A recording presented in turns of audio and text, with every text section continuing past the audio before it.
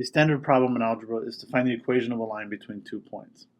So suppose we have the points 2, -3, and then the point -4, 2. And I want to find the equation of the line between those 2 points. The typical way to do this is to set y equals mx plus b, and you find the slope, and then you find b. And the first thing you do is find m, which is the slope, and the slope is the change in y over the change in x. And then you plug in one of the points for x and y, and then you get an equation involving b, you solve for b, and that tells you what b is. But I want to do this problem in a different way. I want to use a system of equations to solve this problem. So instead of writing y equals mx plus b, what I'm going to do is write f of x equals ax plus b. I'm going to use the letter a instead of m for this problem. Now, since these 2 points are on the graph of f, then I know that this first point is telling me that f of 2 equals 3, equals -3. That's from point 1. That this point is on the graph of f, that 2, -3 is on the graph of f, is precisely the statement that f of 2 equals -3. And then I know that f of -4 equals 2. And so what we have right here is we have 2 equations. To find f, I need to find what a is, and then I need to find what b is. That's 2 unknowns. And in order to find 2 unknowns, I need at least 2 equations. So what I'm going to get, what these 2 equations right here give me is a system of equations, and they're linear equations. F of 2, when I replace x with 2, is going to give me 2a plus b. And f of 2 equals -3. And then f of -4 equals 2. Well, that means I have -4a plus b equals 2. And then I can solve this system of equations. So now I've reduced this problem. I'm not doing it the standard way. I've reduced this problem to a system of equations. When I solve this system of equations right here, then I will have my a, my b, and then that gives me the equation of the line that I'm looking for. So one way to solve this system of equations is I'm going to multiply the first equation by 2, and then that'll give me 4a plus 2b equals -6, and then have -4a plus b equals 2. And what I'm going to do is add these 2 equations together, and that gives me 3b equals -4. So b equals -4/3. And so I get 2a minus 4/3 equals -3. And then 2a equals 4/3 plus -3. So 2a equals 4/3 plus -9/3. And so 2a equals -5/3. And so a equals -5/6. So I have my a and my b. This was my b right here. And so what I'm going to get is that f of x is -5/6x minus 4/3. Oops. Minus 4/3. So now I have my a and my b. That gives me the equation of the line. The key thing is that finding the equation of a line between 2 points, you can think of it as a system of linear equations. And we can use this idea to find higher degree polynomials, given depending on how many points we're given. Notice that the degree of this polynomial right here, this is a degree 1 polynomial. And there are 2 unknowns. There are 2 variables that determine a degree 1 polynomial. That's the coefficient of the degree 1 term, and then the coefficient of the degree 0 term.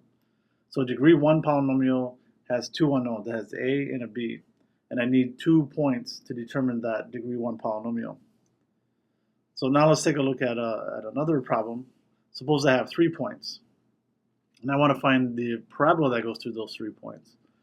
Suppose I have -2, 4, and then say 1, 0. And then let's say we had 5, 6.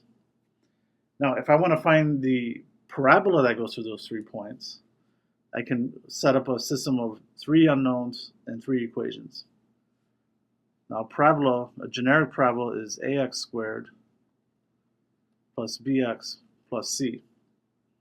And that these 3 points are on the parabola, this means I get these 3 equations. I get f of negative 2 equals 4, f of 1 equals 0, and then f of 5 equals 6.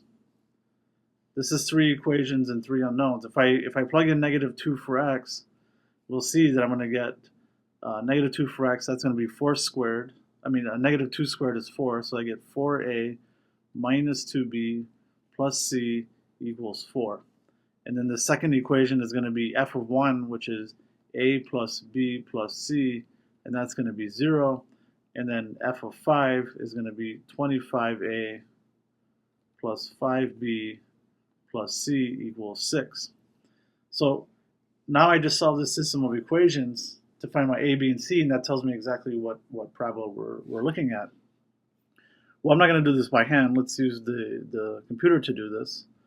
So I'm going to go ahead and define a function, f of x, and that's going to be ax squared. Make sure you have a space between the a and the x squared, plus bx, and there has to be a space between the b and the x, plus c.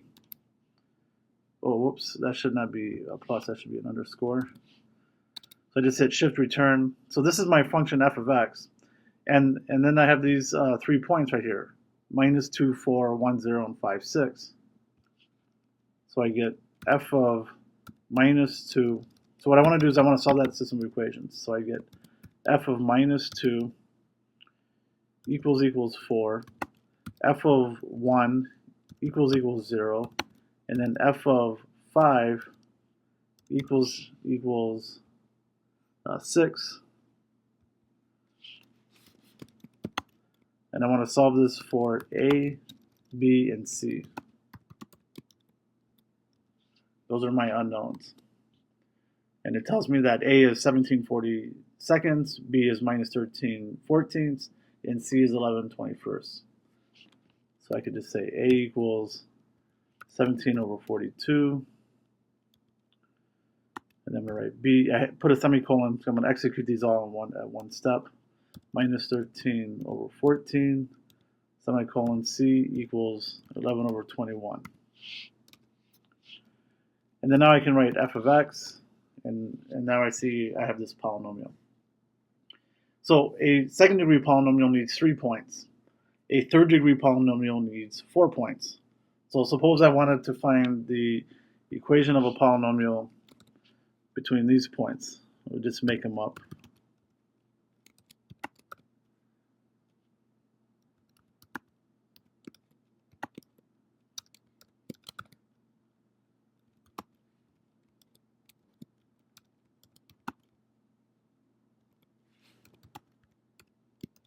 So here I have 4 points.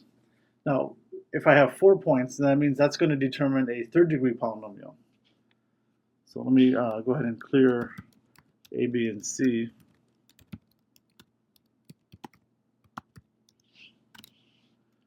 And so I'm going to write f of x equals ax cubed plus bx squared plus cx plus d. Make sure there's a space between the a's and the x's, the ABC and the x's. And so now I just solve this system of equations.